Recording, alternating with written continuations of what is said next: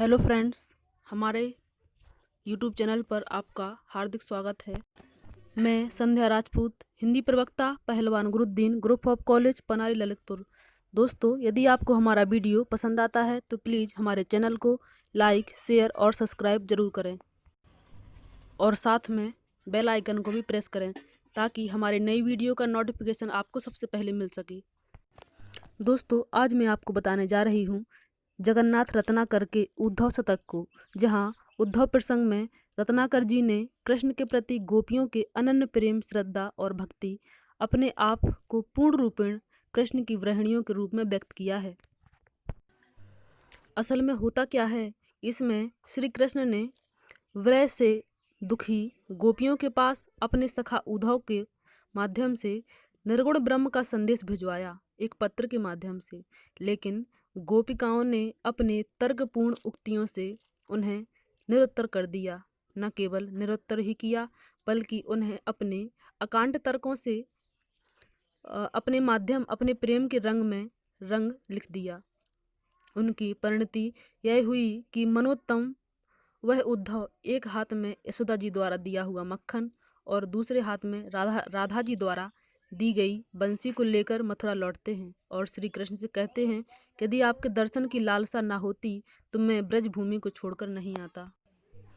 और होता क्या है कि जब मथुरा नगरी में भगवान श्री कृष्ण विराजमान थे तो उन्होंने उद्धव के माध्यम से जब पत्र उन गोपियों के लिए, उस विरह में दुखी गोपियों के लिए पत्र भेजा, तो वृंदावन की गोपियों के पास जैसे ही उद्धव जाते हैं तो अब सुनते हैं जगन्नाथ के शब्दों में, भेजे मन भावन के उद्धव के आवन की, सुधी ब्रज गावन में पावन जबे लगी, कहे रत्नाकर ग्वालिनी की झौरी झौरी, दौरी दौरी नंद पौर आवन तबे लगी, उजग उजग पद कंजन के पंजन पे, पेखी पेखी पाती छाती छोनई छबे लगी, हमको लिख्यो है कहा, हमको लिख्यो है कहा, यह सभी कहने लगी।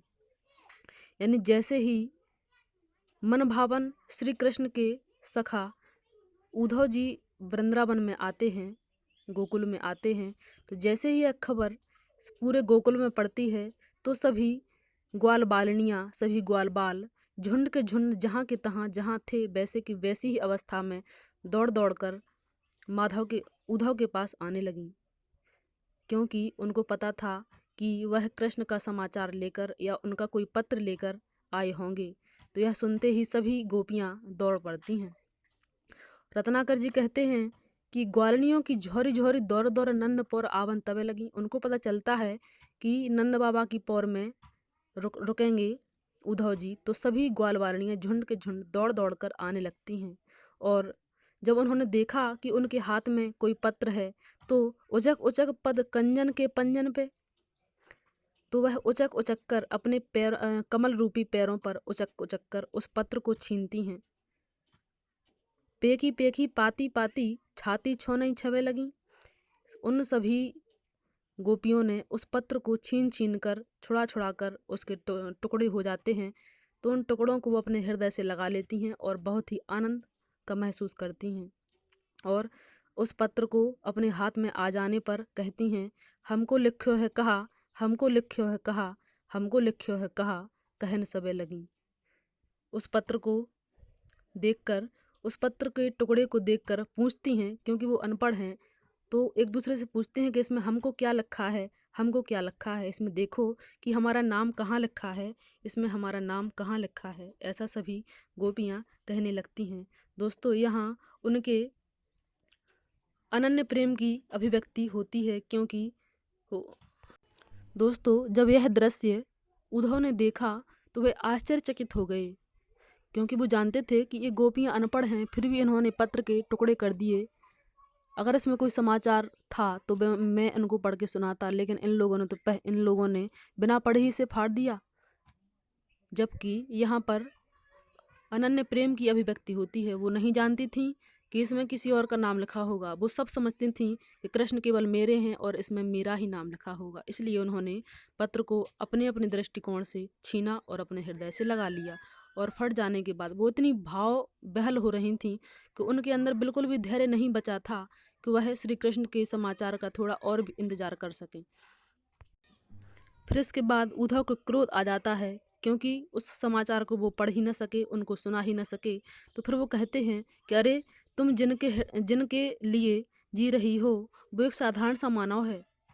तुम अपना जीवन जिसके लिए सर्वस्व न्यौछावर करती हो वो एक आपकी तरह ही एक मानव है। उसके लिए अपना समय बर्बाद मत करो, किसी परमात्मा या उस निराकारी ब्रह्म की उपासना में लग जाओ, ताकि आपका उद्धार होगा। और कहते हैं कि मैं कृष्ण का दूत हूँ, मैं जो कह रहा हूँ कृष्ण ने कहा है कि वो हमें भूल जाएं और परमात्मा या निराकारी ब्रह्म निर्गुण ब्रह्म की उपासना में आराधना में लग जाइए, उनको भूल जाइए। तो फिर गोपियों को यह सुनकर बहुत ही आश्चर्य होता है और कहती हैं कि ऐसा तो हो ही नहीं सकता कि हम कृष्ण को भूल जाएं और निराकारी ब्रह्म की उपासना में लग जाएं। तो इतना कठिन शब्दों को सुनकर, कृष्ण को भूल जाने के शब्दों को सुनकर वो सुन सुन उद्धव की अकह कहानी कान, रत्नाकर जी कहते हैं कि सुन सुन उद्धव की अकह कहानी कान, को थे रानी को थाने थिरानी है, कह रत्नाकर रसानी बर्रानी को बिलखानी बिकलानी बिथलानी है।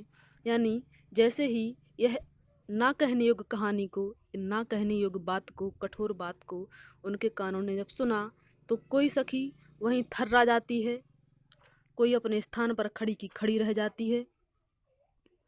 यानी इस बात को सुनकर उनके अंदर क्षमता नहीं थी कि वो कृष्ण को भूलें, या कृष्ण ने ऐसा कहा, उस पत्र में ये लिखा था कि वो कृष्ण को भूलें। इस बात को सुनकर कोई वहीं क्रोध के मारे बहुत ही बड़बड़ाने लगती है, तो कोई पसीने से तरबतर हो जाती है, कोई अपने स्थान पर खड़ी की खड़ी रह जाती है, और किसी की आंखों में पानी आ जाता है, तो कोई वहाँ चिल्ला चिल्ला कर रोने लगती है, तो कोई घूम घूम पर भूमि मुरझानी है, तो कोई चक्कर खा खा कर घूम घूम कर भूमि पर मूर्छित हो जाती है, और कोई श्याम श्याम कहते हुए वहीं पर अपने कलेजे को थाम कर अपने प्राण त्याग देती है।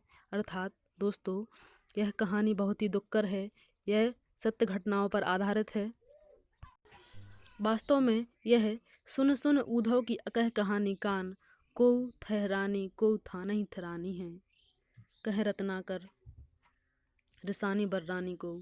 यानी इस बात को वो ना सुनकर उनके हृदय में इतनी क्षमता नहीं है कि वो कृष्ण के वियोग की बात को सुन सकें। अभी तक वो आपस में जो चर्चाएं करती थीं तो वो कृष्ण के आने की, कृष्ण के मिलने की और कई प्रकार की स्वप्नों को देखती थीं, लेकिन आज उन्होंने यह कठोर शब्द पहली बार सुने कि उन्होंने उस पत्र में यह लिखा था कि कृष्ण को भूलें और किसी और की उपासना में, किसी और के लिए वो ध्यान। तो इस बात को सुनकर वो उनके अंदर क्षमता ही बचती है और वहीं पर अपने प्राणों को त्याग देती हैं।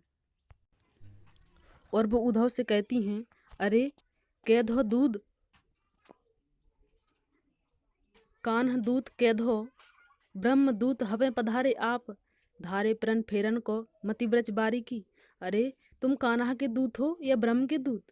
अभी अभी आप कह रहे थे कि मैं कान्हा का दूत बनकर आया हूँ, लेकिन हमें तो नहीं लगता कि तुम कान्हा के दूत हो, क्योंकि तुम जिसके दूत बनकर आए हो उसको भूल जाने की कहते हो, और जिसके तुम दूत नहीं हो यानी ब्रह्म, तुम ब्रह्म की तारीफ कर रहे हो, ब्रह्म का व्याख्यान कर रहे हो, उन्हीं की उपासना के लिए कह रहे हो, तो हम कैसे मान लें कि तुम कान्हा के दूत हो? तुम तो शायद ब्रह्म के दूत हो, तुम तो उस निराकारी परमात्मा के दूत हो। हमें नहीं लगता कि तुम कृष्णा के दूत हो।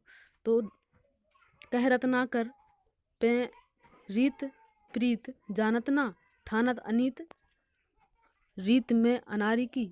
तुम प्रेम की रीति को, प्रेम की व्याख्या को नहीं जानते, इसीलिए तो तुम ऐसी बातें कर रहे हो, तुम अनाड़ियों जैसी बातें कर रहे हो। मानते हैं हम कि आपके कहने के अनुसार कान्हा और ब्रह्म एक ही हैं, लेकिन हमें तो उस अन्यारी की, उस परमात्मा की, उस निराकारी ईश्वर की भावना नहीं भाती। जैसे बन बिगड़ी ना बारता बारीकी, जिस प्रकार से एक समुद्र की बूंद का अस्तित्व केवल अलग रहने से ही रहता है, लेकिन जब वही बूंद समुद्र में गिर जाती है तो उसका कोई अस्तित्व नहीं रहता। उसी प्रकार से अगर हम उस परमात्मा, उस निराकारी ब्रह्म में मिल जाएंगे तो हमारा कोई अस्तित्व नहीं बचेगा, क्योंकि हम तो केवल श्री कृष्ण के हैं और हम जब तक कृष्ण के हैं तब तक हम एक बूंद के समान हैं, यानी हमारा अस्तित्व है। लेकिन जैसे ही हम परमात्मा में विलीन होंगे तो हमारा अस्तित्व खत्म हो जाएगा। तो हम अपना अस्तित्व अपने कृष्ण में ही मानते हैं और वही हमारा परमात्मा है, वही हमारा निराकारी ब्रह्म। तो दोस्तों, यहाँ गोपियाँ अपने आप को पूर्ण रूप से, संपूर्ण रूप से कृष्ण की अर्धांगिनी हैं, कृष्ण की दासियाँ हैं, कृष्ण की भक्त हैं, कृष्ण की सब कुछ हैं। उनको ही अपना बंधु, उनको ही अपना सखा सब कुछ मानती हैं। दोस्तों, वो वास्तव में प्रेम की परिभाषा किसी को समझाई नहीं जा सकती और ना ही किसी को जबरन प्रेम कराया जा सकता। इसे यानी प्रेम को तो केवल वे बिरले ही समझ सकते हैं, वे कुछ लोग ही समझ सकते हैं जिन्होंने स्वयं इसकी अनुभूति की है। फ्रेंड्स, यहाँ जगन्नाथ रत्नाकर जी ने उद्धव शतक में उद्धव जी के 100 पदों का वर्णन है, जिसमें उद्धव और गोपियों का संवाद बताया गया है।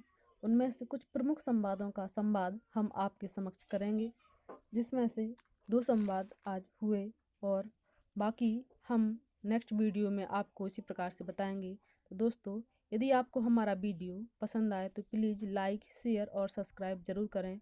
दोस्तों, Pahalwan Guruddin group of college Panari Lalitpur शिक्षा के क्षेत्र में नई नई तकनीकियों, नए नए आयामों के माध्यम से इस बुंदेलखंड का हर प्रकार से उन्नति और सहयोग करने में प्रयासरत है और वास्तव में गोपियों और कृष्ण के प्रेम का व्याख्यान तो गुरु बृहस्पति और माँ सरस्वती इनका बखान करेंगे तो उनके पास भी शब्दों का भंडार कम पड़ जाएगा। तो हम आप या कोई भी कवि तो कुछ उनके अंश मात्र को ही कहते हैं। धन्यवाद।